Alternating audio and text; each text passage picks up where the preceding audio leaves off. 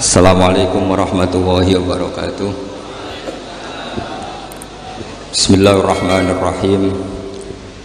Tabarakalladzi nazzala al-furqana ala 'abdihi liyakuna lil 'alamin nadhira.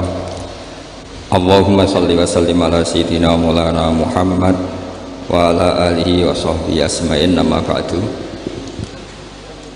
Al-Mukarram sedanten keluarga besar Kiai Haji Hamid bin Abdullah bin Umar, wabil khusus paman kawula Kiai Haji Idris, ingkang kula hormati Kiai Haji Agus Ali Masyuri, Gus Zofur, Gus Sipul, sedanten mawon ingkang kula hormati para hadirin. Ini nanti mungkin ada 3 audisi yang diperlombakan Mbak Idris. Mungkin Gus Zofur, saya, Gus Ali. Nanti yang menang yang terakhir, karena mikir sing iso ngalahno piye.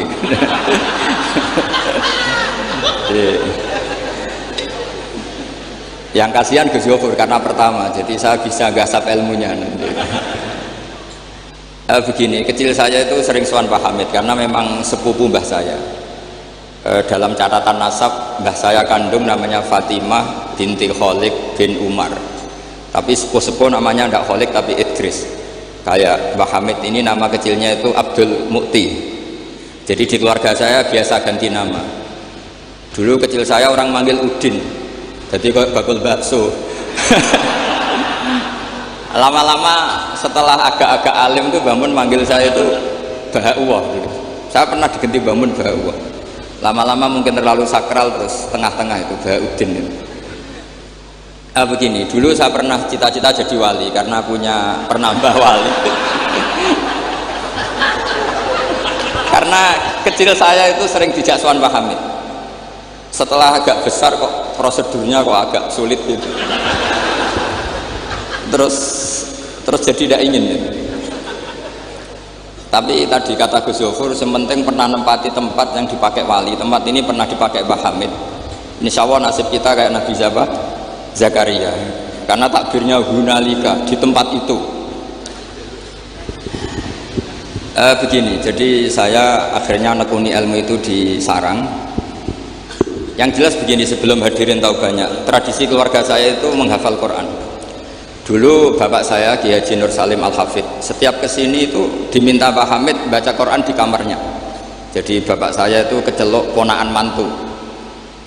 Saya dengan Mbah Hamid itu nasibnya sama. Jadi Mbah Umar itu punya istri namanya Maimunah, itu mbak kandungnya Mbah Bedowi. Sama seperti Mas Arwani, semua yang di sini itu keluarga semua, keluarga Lasih. Tapi ke sini tidak penjajah karena Mbah Kusairi ya sudah di sini.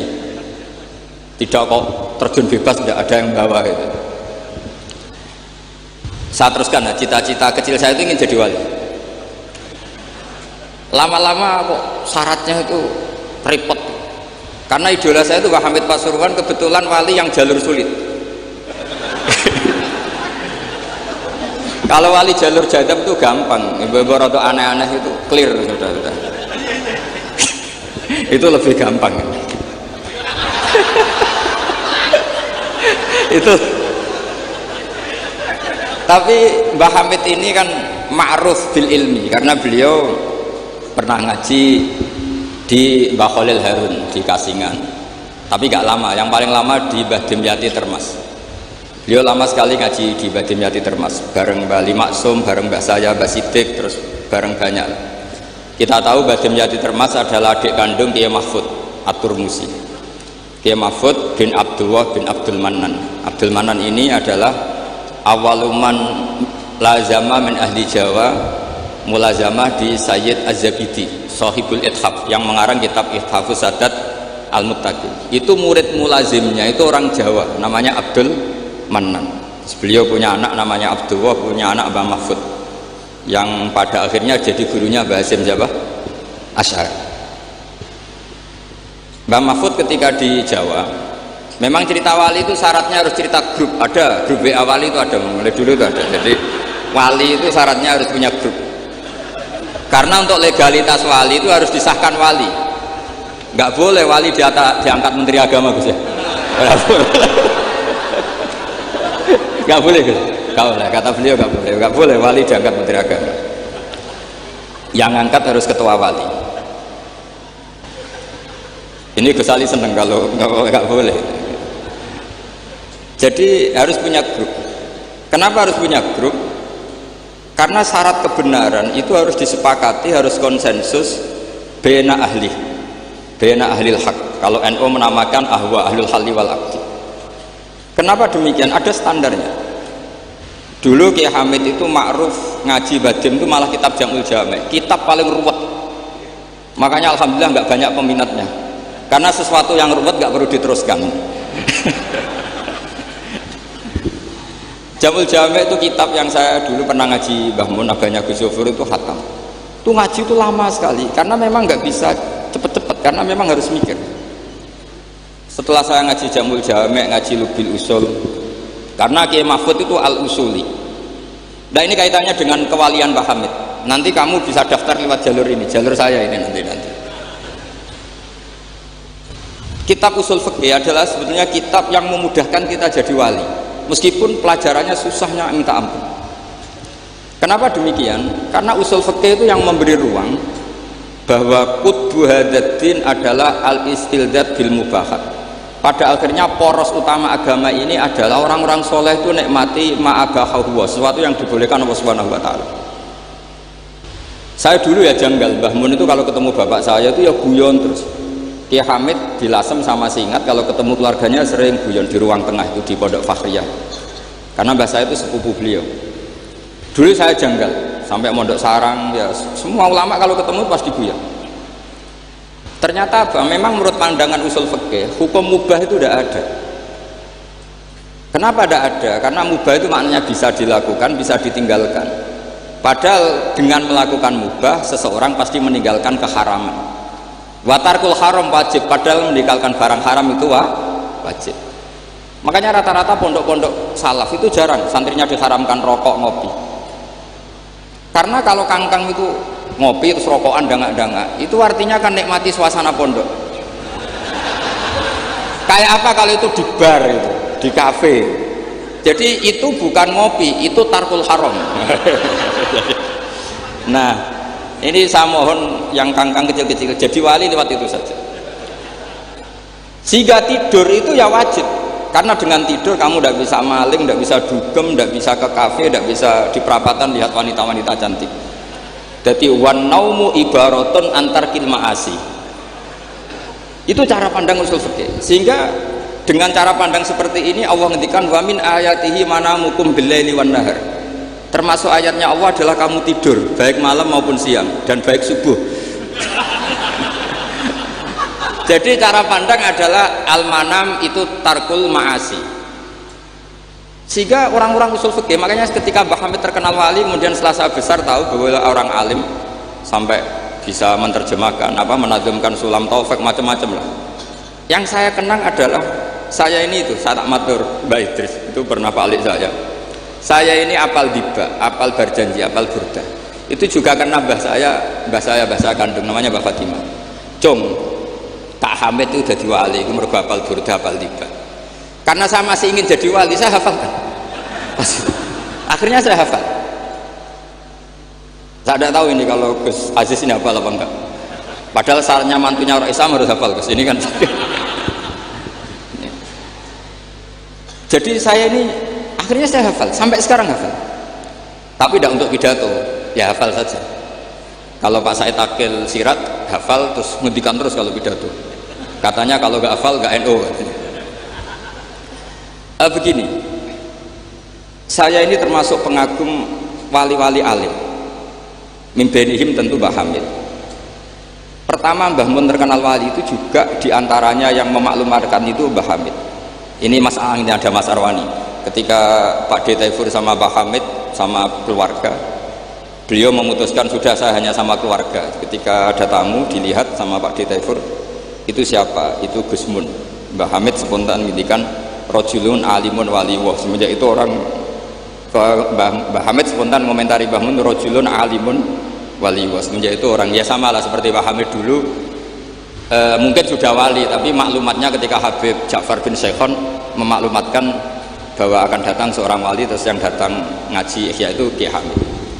Nah ini nunggu pengumuman berikutnya. Tapi tadi Gus Gofur sudah mengumumkan Gus Ali datang, ini juga wali ya. Ini. Anggap saja ini penobatan. Cuma yang agak masalah ini kan Gus Gofur itu pernah putus sama Gus Ali. Mbah Mun saja manggil Gus Ali le. Jadi ini kalau betul penobatan minal adna ilal a'la ini agak. Jadi ini tauliyatul adna lil a'la. Jadi ini agak masalah. Maka belum begitu sah ini nanti.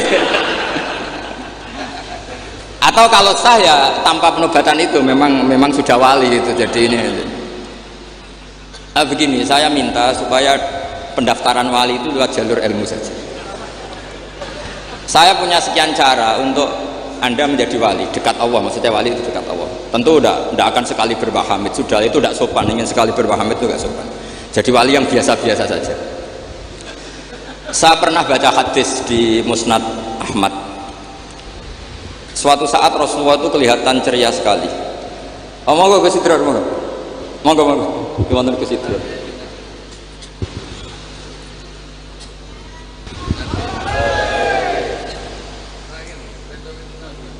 Monggo. Saya teruskan. Saya itu punya tradisi kalau ngaji itu tak takriri, termasuk ikhya. Itu juga karena saya dengar kabar setelah Pak Hamid ditermas, kitab yang beliau ji dengan Habib Ja'far bin Syekhon itu ikhya. Tentu ngajinya Pak Hamid jangan bayangkan kayak kangkang dia ini maknani terus mulai sih buatan. Ini sudah muqabalah apa? Sudah perbandingan, bukan ngaji istifadah enggak. Begini, yang memudahkan kita jadi wali adalah logika kita atau pikiran kita atau mindset kita itu ngikuti apa yang pernah digariskan Rasulullah SAW. Dan Anda jika melakukan itu pasti wali. Kenapa demikian? Karena begini teks hadisnya. Suatu saat Nabi itu kelihatan senang sekali, terus beliau ngendikan, ini ada di Musnad Ahmad. Absyiru ma'asyiral muslimin, innallaha ta'ala qad fataha lakum baban minas sama. Yaqulu absyiru ma'asyiral muslimin. Wahai orang-orang Islam, kamu harus senang.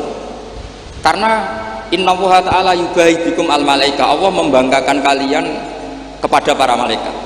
Kira-kira orang dibanggakan Allah itu wali apa enggak? Wali. Yaitu bahwa hadhil ummah, kata Allah, umat ini, umatnya Rasulullah SAW itu berstatus addu faridotan wantazoru ukhra. Umatnya Nabi adalah umat yang sudah melakukan subuh terus nunggu datangnya zuhur, setelah zuhur dilakukan nunggu datangnya asar. Maka ketika Rasulullah SAW memuji hadil ummah, ini jalur wali lewat ilmu, itu umat ini distatuskan oleh Rasulullah itu apa? Fal mu'min baina hasanatin. Orang mukmin itu selalu diantara dua kebaikan, hasanatin qad qadaha wa hasanatin yantaziruha. Selalu dalam kebaikan yang sudah dilakukan, kayak tadi kita sholat subuh, kemudian kita menunggu sholat zuhur, sehingga setiap saat kita mati status kita adalah penunggu kebaikan.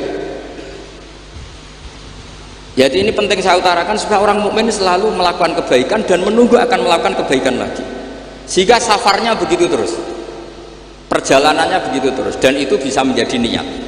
Kemudian sebagian ulama ini dibabkan di bab niat. Kenapa orang di surga selamanya padahal amalnya berdurasi, amalnya terbatas? Misalnya kita masuk surga, amal kita paling banter kan 60 tahun, 80 tahun. Kenapa kita di surga abadal abad? Itu oleh ulama seperti Imam Suyuti dibabkan bab niat. Karena kita punya niat, punya komitmen. Lau isna abadal abad la amanna ya abadal abad. Lau syi'na abadal abad ya la sholaina abadal abad. Karena kita punya niat, andaikan kita hidup selamanya, kita akan iman selamanya. Andaikan kita hidup selamanya, kita akan sholat selamanya. Nah, kenapa orang kafir mu'adzab abadal abad padahal dia kafirnya juga terbatas? Karena di hati mereka kalau hidup terus ya akan begitu terus. Sehingga disebut itu dibabkan di bab apa nih? Niat. Nah, orang mukmin barokahnya ada istafet tadi, habis subuh ingin asar, duhur ingin asar. Selalu perjalanannya dari estafet melakukan kebaikan menuju estafet kebaikan yang lain. Makanya orang mukmin kata Rasulullah SAW, fal mu'min bina hasanatin, yaitu hasanatin qad qadaha wa hasanatin yantazir. Sehingga saya mohon sekali kalau jenengan sedang melakukan kebaikan, harus langsung punya niat kebaikan yang lain, kebaikan yang lain. Makanya saya tetap berharap suatu saat setelah Pak Hamid akan lahir wali baru, lahir wali. Ngenteni terus. Orang kudu kasil saiki, ngenteni wae ben terus. Karena kalau kasil saiki malah ndak nganti ngenteni. Saya itu pernah kalah debat sama santri seumur-umur itu satu. Gus, jenengan sama saya itu masuknya surga cepat saya. Kenapa? Kata Rasulullah, man salaka thariqan yaltamisu fihi ilman sahalallahu lahu thariqan ilal jannah. Itu yang masuk surga itu yang masih mencari-cari. Kalau jenengan sudah ketemu itu nggak masuk hadis itu.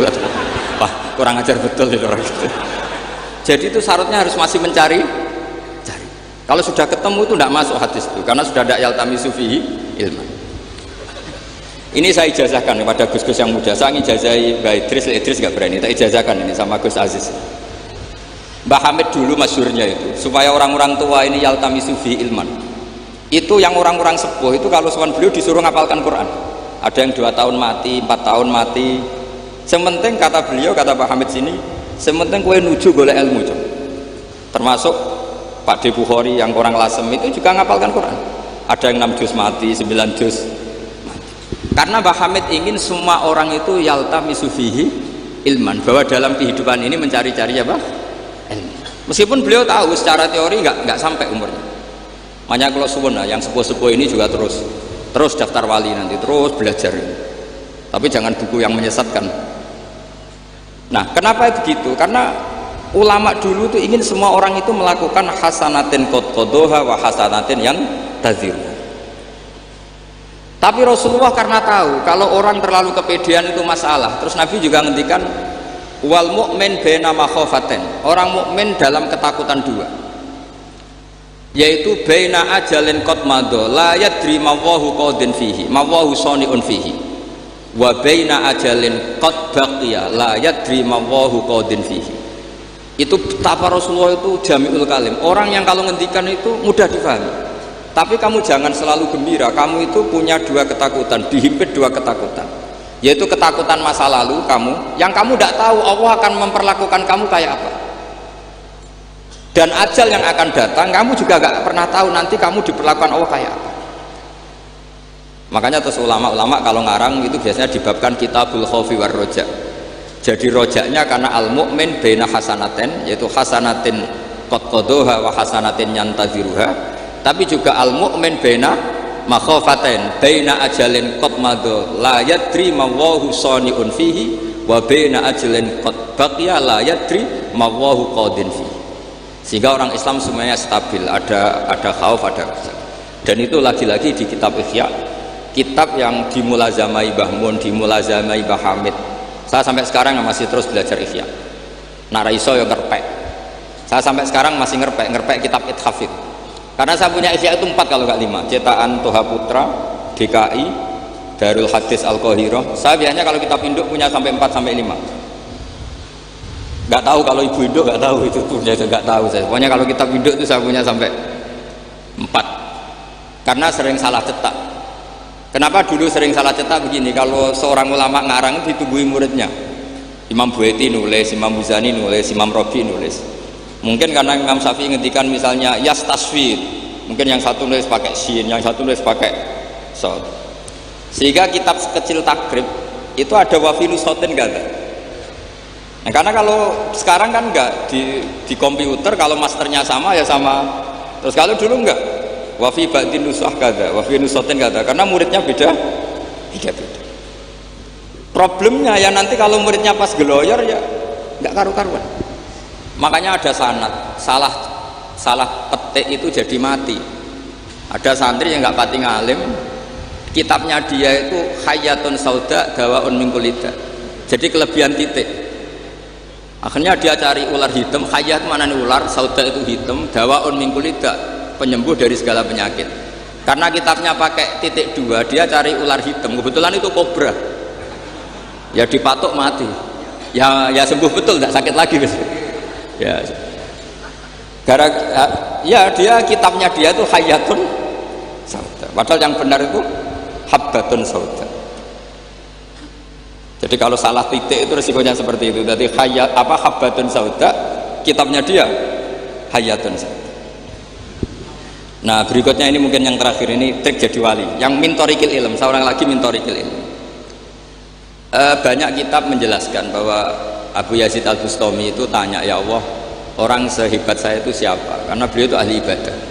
Sama Allah dijawab oleh hadis ya tentu. Kamu tidak usah tanya caranya Allah jawab gimana. Udah wali itu tetap nggak bisa tuh. Jadi wali dulu nanti tahu sendiri. Ditunjukin temannya yang pinggirnya itu loh, teman kamu yang tidur. Kenapa ya Allah? Ini orang sama saya khusnudzon, tahu bahwa saya ini baik sekali, makanya ditinggal tidur. Kalau kamu ibadah terus, jadi ada gimananya gitu sama saya. Jadi kamu jadi wali yang jalur itu aja, yang apa? Ya khusnudzon itu.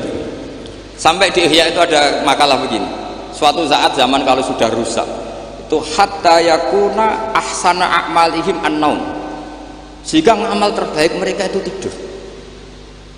Kenapa demikian? Saya pernah belajar juga sama bapak. Kalau bapak guyon tuh gini. Kan di Hikam itu ada makalah gini. Manusia itu siapa? Kata Hikam, man kanat mahasinuhu masawiyah. Manusia itu orang yang kalau baik saja buruk, apalagi pas buruk. Jadi manusia itu man kanat mahasinuhu masawiyah, fa kaifa la takunu masawihi masawiyah. Manusia itu orang pas baik saja buruk, apalagi pas buruk. Terus tak tanya bapak, kalau niku Pak imam masjid sing istiqomah, ya apa istiqomah? Tapi ada kemungkinan yang rai kelas nak dimami wong liya sama sih. Imam masjid yang desa-desa itu istiqomah, kadang niatnya ben gak kena wong liya, sehingga banyak sehingga banyak alumni yang ngantri itu gak jadi imam karena sampai watuk sampai pelo rafasnya tetap mau digenti dalile sanggang istiqomah. Tapi kita kan tidak tahu mereka dididah wong liya apa enggak, kan tidak pernah tahu. Jadi manusia itu mangkanat mahasinuhu masawiyah fa kaifa la takunu masawihi masawiyah. Nah begitu juga misalnya orang alim, saya ini kata orang banyak itu alim, baik kan? Tapi akhirnya nggak sopan. Saya di atas Gus Zofur, di atas Gus Ali ini kan nggak sopan. Makanya tak jamin ini nggak lama-lama, karena nggak sopan itu nggak boleh lama-lama gitu. Jadi orang itu apapun baiknya itu pasti ada sisi. Itu guyonannya orang-orang alim dulu itu sampai gitu. Man kanat mahasinuhu masawiyah fa kaifa la takunu masawihi masawiyah. Manusia itu orang yang saat baik saja ada buruknya, apalagi pas. Coba kamu fikir itu bagus karena ngeringankan hisab. Tapi ono tangga lara ra iso nulung, ono wong macam-macam ra iso nulung. Padahal fikir itu bagus. Allahumma ahyini miskinan wa amitni miskinan.